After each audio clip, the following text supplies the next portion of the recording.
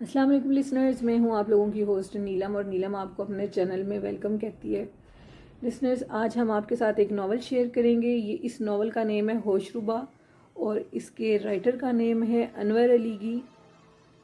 और ये दो बहन भाइयों की कहानी है जो कि बहुत सताए हुए हैं लोगों के जुल्मों से, और इनको गायबी मखलूक, जिसको हम गैर मरी मखलूक कहते हैं, उन्होंने भी इनको बहुत ज़्यादा तंग किया हुआ है। इनके वालिदैन इस नावल में नहीं है, वो फौत हो गए हैं, और जो चचा हैं उन्होंने इस लड़के से इसकी सारी जायदाद ले लेते हैं, और जो लड़की है इसके साथ भी बहुत जुल्म करते हैं ख़ानदान वाले।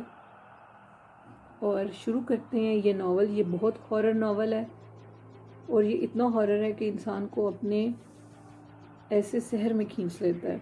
इस नावल में लिखा हुआ है, और इसकी जो मंजर कशी है ये भी बहुत ज़्यादा खौफनाक है। चलिए शुरू करते हैं आज का नावल।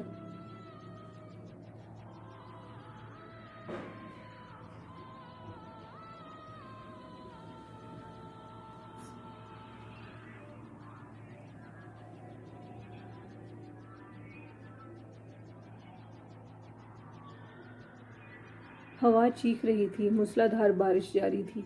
रात के 2 बजे थे। होलनाक तारीख रात, गरजते बादल, कड़कती बिजली, बारिश के शोर और दरवाजे बजती हुई हवा माहौल को पुरअसैब बना रही थी। ऐसे में इसने वो ख्वाब फिर से देख लिया था। वो एक अजीब ख्वाब था, हैबतनाक था, खौफ ज़दा था और सहला देने वाला था। इस ख्वाब का वो तवातर से देखने लगी थी। आज जब इसकी आंख खुली तो इसके जिस्म पर कपकपी तारी थी। दिल बैठा जा रहा था, हलक में कांटे से पड़े पड़े हुए थे, ज़ेन मौफ हो गया था। पहले तो इसकी समझ में नहीं आया कि आंख खुल गई है या वो सो रही है। वो अभी 1 घंटा पहले ही सोई थी। आज शाम से इसकी तबीयत ठीक ना थी, दिल पर कुछ बोझ सा था। आज इसे ठीक तरह से खाना भी नहीं खाया जा रहा था। खाना खाने के बाद वो चहलकदमी के लिए ज़रूर निकलती थी। आज वो टहलने के लिए भी ना निकली, बस थोड़ा सा खाना खाकर अपने कमरे में आ गई थी।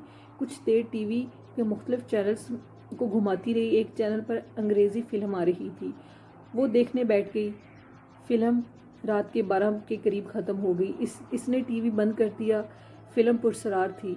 इसके कई मनाजर बार बार इसकी निगाहों में घूम रहे थे। वो यूं ही कमरे से निकलकर गैलरी में आ गई और बाहर का नज़ारा करने लगी। तभी करीब के दरख्त से एक परिंदा उड़ा और तेज़ी से इसके सर के पास से गुजर गया।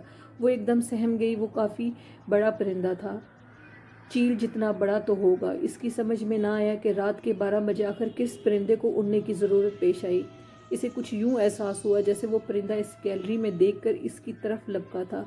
इस ख्याल ने इसे एक दफ़ा फिर डरा दिया। वो फ़ौरन कमरे में आ गई, दरवाज़ा अच्छी तरह बंद कर दिया, बिस्तर पर लेट गई। नींद आंखों से कोसों दूर थी, और एक तो पुरस्कार फिल्म का असर, फिर इस परिंदे का नहायत करीब से गुजर जाना। इसने सोचा कि वो नीचे से जाकर सो जाए या नीचे किसी को अपने पास बुला ले, लेकिन ये दोनों सूरतें इसे मुनासिब ना लगी।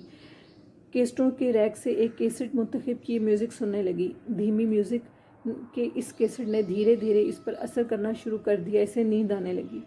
इसने लेटे लेटे रिमोट कंट्रोल से कैसेट प्लेयर ऑफ कर दिया, करवट लेकर आंखें बंद कर लीं। फिर अचानक ही से इसको परों की फड़फड़ाहट की आवाज़ सुनाई देने लगी। ऐसे महसूस हुआ जैसे कोई परिंदा इसके सर से गुजर गया हो। वो फौरी ही उठकर बैठ गई। कमरे की लाइट रोशन थी। जब इसे पुरसरार ख्वाबों का सिलसिला शुरू हुआ तो वो कमरे में लाइट जलाकर सोती थी। दरवाज़ा भी बंद था। किसी परिंदे का इसके सर से गुजर जाने का सवाल ही नहीं पैदा होता था। यह महज इसका वहम था। अपने इस ख्याल पर इसे शर्मिंदगी महसूस हुई। वो ज़ोर ज़ोर से रोने लगी और वो कहने लगी कि मैं इस कदर डरपोक क्यों होती जा रही हूँ। रिमोट कंट्रोल उठाकर इसने कैसेट प्लेयर भी ऑन कर दिया। लोरी देती हुई मौसीकी फिर कमरे में सुनाई देने लगी। मौसीकी सुनते सुनते बिलाखिर वो सो गई। अभी वो 1 घंटा सोई थी कि इसने डरावने ख्वाब ने अचानक इसकी नींद का कफल खोल दिया। जब वो सोई थी तो दूर तक बारिश के आसार ना थे। आंख खुली तो फिज़ा का रंग ही कुछ और था।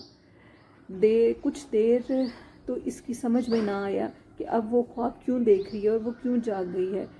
लेकिन कई दूर बादलों की गड़गड़ाहट सुनाई दी। अचानक ही बिजली बड़े ज़ोर से चमकी اور باہر دھماکے سے ہونے لگے۔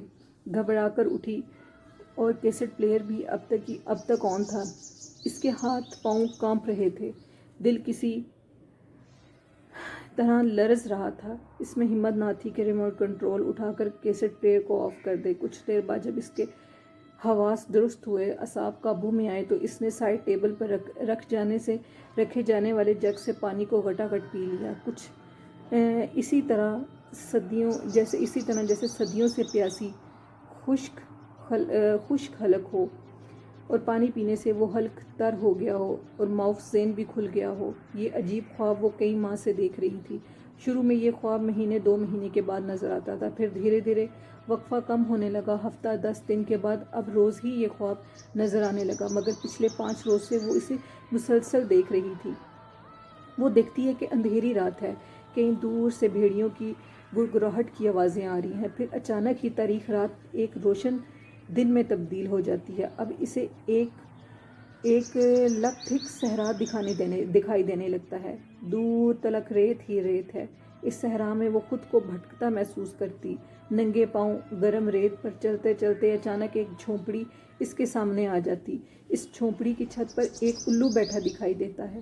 جھونپڑی کے دروازے پر کنڈلی مارے ایک سانپ کالے رنگ کا پھن اٹھائے بار بار زبان نکالتا نظر آ رہا ہے۔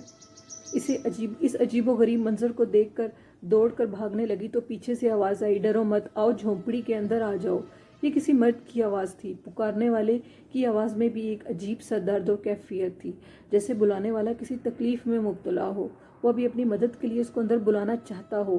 اس آواز پر وہ پلٹ کر دیکھتی ہے تو پکارنے والا دکھائی نہیں دیتا، البتہ وہ سانپ اچانک اس کی طرف جھپکتا ہے اور وہ چیخیں مار کر دوڑنے لگتی ہے۔ تبھی گھبرا کر اس کی آنکھ کھل جاتی ہے۔ اس وقت بھی اس نے یہی خواب دیکھا اور وہ لگاتھک صحرا، گول جھونپڑی کی چھت پر بیٹھا الو، سانپ اور اندر سے آتی آوازیں، ڈرو مت، آؤ جھونپڑی کے اندر آؤ۔ اس نے اپنے دماغ پر بہت زور ڈالا تھا کہ وہ آواز کس کی ہے، وہ آواز پہچان جائے، لیکن وہ پہچان نہ سکی تھی۔ یہ آواز قطعی اجنبی تھی، اس کے کسی عزیز رشتہ دار یا جاننے والے کی آواز نہ تھی۔ وہ ایک نہ ڈر لڑکی تھی، لیکن اس خواب نے اس کو جرأت مندی میں دراڑیں ڈالنی شروع کر دی تھی۔ اب وہ سوچنے لگی کہ کل سے وہ نیچے سوئے گی یا پھر اپنے ساتھ کمرے میں کسی کو لے آئے گی، لیکن اس کی خالہ زاد فرزانہ جو کہ اوپر نہیں آ سکتی تھی، وہ گٹھیا کی مریض تھی، سیڑھیاں چڑھنا اس کے بس کی بات نہیں تھی کہ وہ اندر کمرے میں جا کر سو جائے۔ اب اس کے پاس یہی حل تھا۔ ابھی تک اس نے یہ خواب کسی کو نہیں بتایا تھا اور اب اس میں ہمت بھی نہیں تھی کہ وہ اس خواب کو کسی کو بتائے، لیکن اب اس نے طے کر لیا تھا کہ وہ صبح اٹھتے ہی خالہ فرزانہ کو اپنا یہ خواب ضرور سنائے گی۔ یوں تو ابھی اس کی عمر خیر سے خواب دیکھنے والی تھی، سہنے اور بیٹھے خواب، سہانے اور میٹھے خواب۔ اس عمر میں لڑکیاں ایسے پرسرار اور خوف زدہ کرنے والے خواب کہاں دیکھتی ہیں؟ انہیں تو ہر طرف گھوڑے پر سوار ایک خوبرو شہزادہ نظر آتا ہے۔ وہ اپنی پسند کے مطابق اپنے آئیڈیل کے خواب دیکھتی ہیں۔ وہ کون ہوگا، کہاں سے آئے گا، کب آئے گا؟